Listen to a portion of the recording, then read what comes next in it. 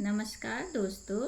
आज की कहानी मुंशी प्रेमचंद जी द्वारा रचित बूढ़ी काकी है। यह एक बहुत मार्मिक कहानी है। चलिए शुरू करते हैं कहानी बूढ़ी काकी। एक बहुत बूढ़ी औरत थी। उनको प्रेमचंद जी ने इस कहानी में बूढ़ी काकी नाम दिया है। बूढ़ी काकी के पति को गुजरे बहुत समय हो गया था। बेटे भी नहीं थे। कुल मिलाकर उनकी पूरी दुनिया में सिर्फ एक भतीजा था, बुद्धिराम। बूढ़ी काकी ने अपनी सारी संपत्ति और जायदाद सब कुछ बुद्धिराम के नाम कर दी। उसने संपत्ति अपने नाम लिखते वक्त बूढ़ी काकी से वादा किया था कि वह हमेशा उनका ख्याल रखेगा और कभी कोई तकलीफ नहीं आने देगा। लेकिन पैसा मिल जाने के बाद बुद्धिराम फिर गया। उसकी पत्नी रूपा बूढ़ी काकी से रूखा व्यवहार करती थी। ऐसा कहते हैं कि बुढ़ापे में इंसान का बचपन फिर से लौट आता है। बूढ़ी काकी के साथ भी ऐसा ही हुआ था। उन्हें जब टाइम से खाना नहीं मिलता था और बाजार से आई हुई कोई चीज़ नहीं मिलती थी तो काकी बिलख बिलख कर रोती थी। उस घर के बच्चे भी अपने माँ बाप का रंग देखकर बूढ़ी काकी को सताते थे। कोई बूढ़ी काकी को चुटकी काट कर भागता तो कोई मुंह से जूठा पानी उलट देता। काकी बस रोती रहती थी।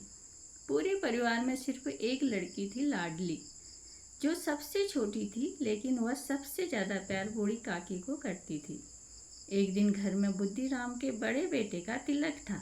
घर में बहुत सारे मेहमान आए थे। दरवाजे पर शहनाई बज रही थी और बाहर कढ़ाइयों में खाना बनाया जा रहा था। खाने की खुशबू इतनी अच्छी आ रही थी कि किसी का भी मन मोह ले। पूड़ियाँ कचौड़ियाँ निकल रही थी, मसालेदार तरकारियाँ पक रही थी। खाने की खुशबू चारों तरफ फैल रही थी। बूढ़ी काकी अपनी कोठरी में बैठी थी। पकवान की खुशबू उनकी नाक तक पहुंच रही थी। वह मन ही मन बोली, आह कितनी अच्छी खुशबू आ रही है। लेकिन इस घर में तो टाइम पर रोटियां नहीं मिलती, पूड़ियाँ क्या खाक खाने को मिलेंगी। बूढ़ी काकी से रहा नहीं गया।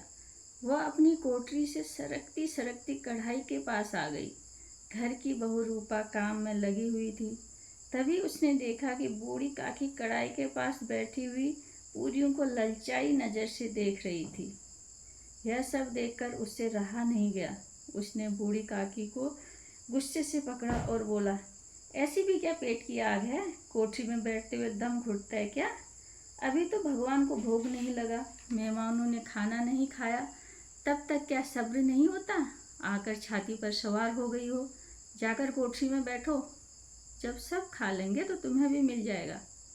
बूढ़ी काकी अपनी कोठरी में लौट आई। उन्हें अपनी जल्दबाजी पर पश्चाताप हो रहा था। अब वह चुपचाप बैठे इंतजार कर रही थी कि कोई उसे खाने के लिए बुलाएगा, कोई कुछ लाएगा। जब काफ़ी समय गुजर गया तो उन्होंने सोचा, किसी की आवाज़ क्यों नहीं आ रही है? मुझे अभी तक कोई बुलाने क्यों नहीं आया? फिर सोचा, शायद मुझे खुद ही जाना चाहिए। लेकिन उसे कहाँ पता था कि मेहमान अभी बैठे हुए थे, कुछ खा चुके थे, कुछ खाकर उंगलियां चाट रहे थे।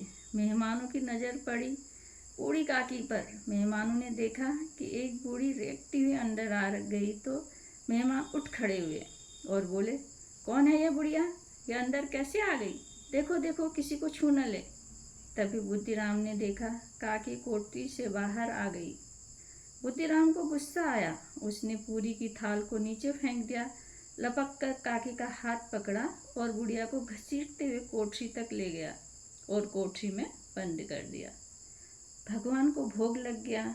मेहमानों ने खाना खा लिया, घर वालों ने भी खाना खा लिया, लेकिन बूढ़ी काकी को अब तक किसी ने न पूछा। रात के 11 बज गए थे, लेकिन काकी को पूछने वाला कोई न था। सब खाना खाकर सो गए थे। लेकिन छोटी बच्ची लाडली, उसकी आंखों में नींद नहीं थी। वो बस इंतजार कर रही थी कि कब माँ सो जाए और वह अपने हिस्से की बचाई पूरियाँ बूढ़ी काकी को दे आए। उसने अपने हिस्से की पूरियाँ पिटारे में रखी थी।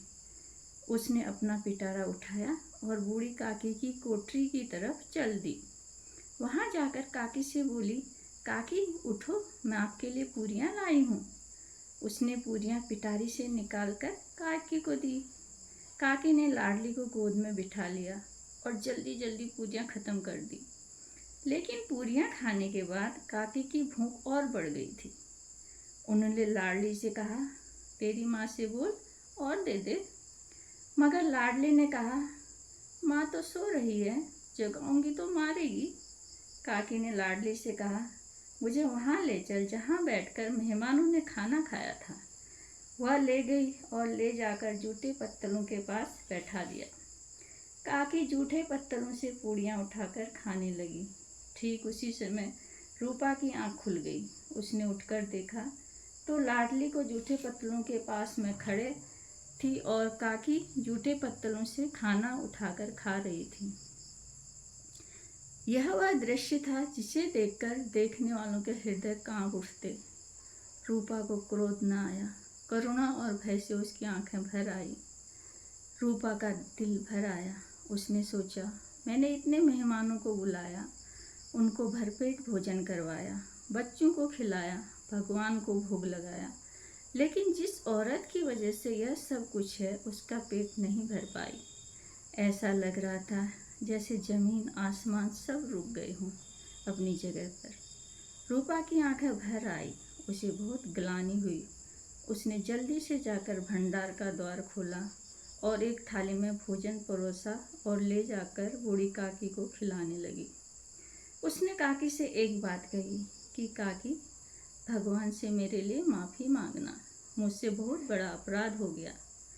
बूढ़ी काकी भोले भाले बच्चे की भांति जो मिठाई पाकर और तिरस्कार सब भूल जाते हैं, बूढ़ी काकी वैसे ही सब भुलाकर खाना खा रही थी। उसके एक एक रोए से दुआएं निकल रही थी। दोस्तों, हमें हमेशा बुजुर्गों का आदर और सम्मान करना चाहिए। उन्हें कभी भूखा नहीं रखना चाहिए। धन्यवाद।